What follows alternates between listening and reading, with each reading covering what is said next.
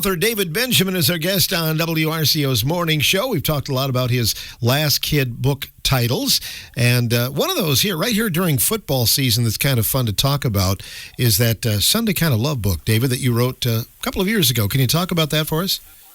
Oh, sure. The book was published in actually 2019. And I wrote it in 2010, 2011. Right after the Packers won the Super Bowl with Aaron Rodgers, but the center of the story is during the 2009 season.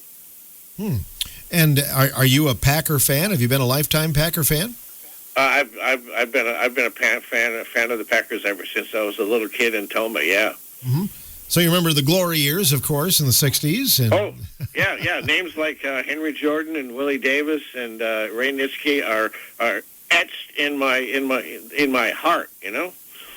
Were you always kind of thinking in the back of your mind you might write a book that had a Packer storyline someday? Right. Well, the important thing about the book is that the Packers are a backstory. It takes place.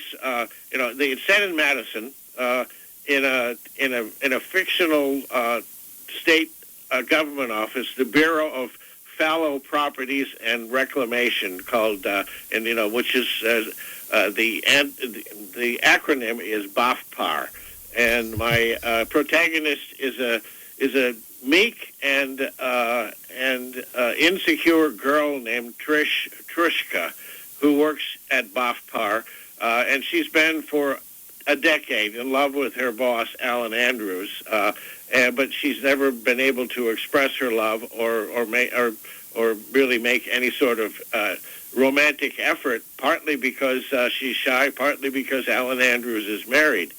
But Alan Andrews' real true love in his life isn't his wife, Priscilla.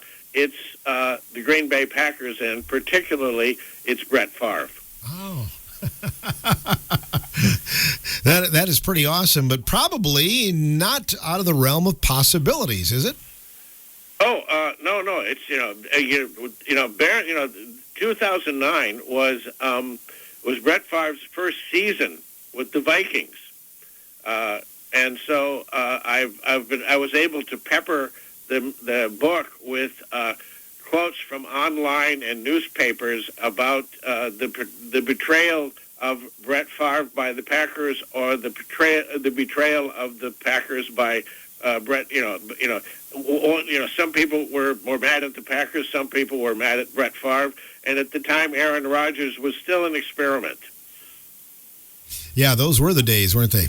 Yeah. So all this brouhaha about Brett Favre is kind of the Greek chorus in the background of the story, but it's really about how Trish gets advice from her conniving friend Gary about how she can win the heart of Alan, her boss, and her boss Alan is he's a guy that only love crazed girl could actually like. His obsession with the Packers, especially with Brett Favre, is fanatical. And she finally realizes the only way to his heart is through the Packers. And she doesn't know anything about football. She's never cared about football. But she realizes that in order to get Alan Andrews, her own true love, she has to get season tickets to the Packers. And that's hard to do, right? Oh, that's hard to do. Yes, she has to go into the black market and drive all the way up to Jackson County and make a deal with a guy who has a couple of tickets, which is all kind of, it violates the rules and the law according to how the Packers give out season tickets. But this is done fairly often too. Mm-hmm. It takes place in Madison, right? At a Packer bar. I have a fictional Packer bar called the Flagon, and I have a group of regulars who are anytime you can put together a group of regulars in a bar, you can have a lot of fun writing. Yeah, absolutely. All the different characters. I kind of think of the TV show Cheers in some ways. yes.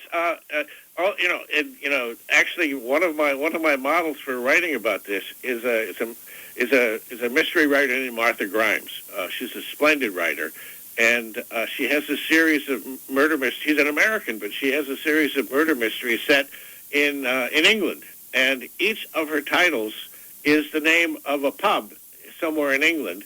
And one of them I actually visited in London. It was a pub called I Am the Only Running Footman, and it's a pub in the Mayfair district of London, and it's the pub where her detective and all of his regulars and hangers-on gather and talk about his cases, and it's a great premise for a story, and it's also a kind of a template for a lot of story writing, because if you have a bunch of people in a bar, you can just have fun with the different characters, and you can have the conversation wander here and there and everywhere. You described the lunatic fan family of the Green Bay Packers, and that is somewhat true too, isn't it? Oh yeah. The real theme of the story is not so much about that particular Packer season or about the Packers in general, but it's about what happens to Trish as she becomes absorbed into the Packer community and learns enough about football to understand what's going on the field. But she discovers the pleasures of being part of this community. One of the scenes that a friend of mine, Steve, likes the most about the book is when it describes the scene, the tailgating scene at Lambeau Field. I went up there a couple of Sundays and hung around with the people at Lambeau, and it just had a great time going from barbecue to people pouring beer and for me and talking amongst each other. These people go there every game, every home game, and they all know each other, and it's a little community within the community. Yeah, it's amazing. And so you did go there to kind of reference kind of research the book, then, David. Oh yeah. That's one of the foundations of writing good fiction. If you're using real locales, you have to go to the locale, and you really have to study it.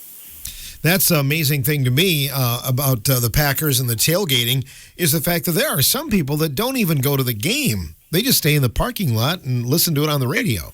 I would say probably half the people who are tailgating there every week never go inside the stadium. I was there for a game against Detroit, and I bumped into a Detroit fan who was just absolutely captivated by the whole thing, because he'd never experienced this in Detroit, and he'd never gone to a place where he had never gone to another team's stadium where he was treated so nicely by everybody. Well, that's good, because I've seen it on the other side where it was a little hostile. Maybe that's Chicago fans. I don't know. I'd probably risk my life going to Chicago to the tailgate people there. I hear you. Well, this book, I think, David, appeals to, you don't necessarily have to be a huge football fan to appreciate this backstory. Oh, no. That's, there are, the Packers probably have the biggest fan base, beyond Wisconsin than just about any other NFL team. When my wife and I, when we lived in New York, we went to a place called the Kettle of Fish, which is a Packer bar in Greenwich Village in New York City. And people start lining up there an hour or so, more than an hour before the game. And when you go in, I think the guy who runs the place is from Rice Lake or someplace like that. There are 14 televisions. They all have the Packer game. And after every touchdown, everybody sings, the Bears still suck, and then they sing the Packer fight song. and there are 200 people there every Sunday. It's and also when Joko, my wife and I lived in Paris, we went frequently to the Wide Open Spaces bar, which is no longer there. But while it was there, it was the only Packer bar in France. Wow! Right in the middle of Paris. I had no idea that would exist in Paris. Yeah, well, the owner of the bar, I think his first name was Pierre. Every year he took a trip to Lambeau Field, where he was hosted by the mayor of Green Bay and allowed to sit in the VIP boxes with the mayor. There was recently a movie or a documentary that was released, and I believe it was the fans were from Japan and making their way over here. I don't know if you're aware of that, but I guess that's not uncommon, is it? Oh no, yeah. There are a number. There are other NFL teams that have an international and a widely national following, but I think the Packers and possibly the Dallas Cowboys are the two most popular teams with bars and locations and clubs and a community outside of their home territory. The book is called A Sunday Kind of Love. Could you see it being made into a screenplay? I think I've asked you about some of your other books, but this one, it seems, really has the makings for a good movie. It takes place during the 2009 season, and of course, as it's important for people to realize that the real story is not so much about football, but about the growth and transition of my character Trish, and how she comes out of her shell and becomes a more complete person by joining the community, by being a fan. But also it's about the suffering of being a fan, because that was a hard season for the Packers. It was the first really successful season for Aaron Rodgers, but they had some terrible ups and downs at the same time. So you go back to the old Wide World of Sports theme, the thrill of victory and the agony of defeat. There have been some really tough defeats too for us Packer fans over the years, on the verge of Super Bowls. Yeah, right. Yeah, I still suffer with memories of that of the game in Seattle when in the playoffs when the Packers blew it in the last few minutes of the fourth quarter. Yeah, I still blame myself, because I was sitting there all of a sudden, about 4 minutes left, I realized, you know what, we could be going to the Super Bowl next week, and then it all went downhill after that. Yeah. Let's not talk too long about that. No. It is a traumatic affair, though, that is for sure.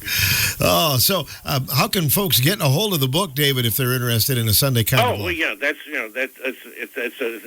the right question to ask. My book is available online on my website, which is www.lastkidbooks.com. Last Kid Books is my publishing imprint, and I have, as you mentioned, I have more books right now. I have 22 books in print, and they're all available on my website. Awesome. You're checking in from Madison, are you? Yeah. I'm in Madison, right? Okay. My wife and I have an apartment in Paris, and in fact, I have a book called An Apartment in Paris, which was published last year. So we spend I spend about 4 months of the year in Paris, and I spend the rest of the time in Madison. Two very pleasant locations. About a year ago, we were talking about a holiday book. You released that, and that's still available too. Yes, in fact, it's the book is called Christmas in a Jugular Vein. And it's obviously it's the Christmas season, and people should buy many copies of the book to hand out to their friends and relatives, and it's available on my website. Right now I've managed to get a place at the Barnes and Noble in Westtown in Madison for a couple of my books to be on display on the local authors table.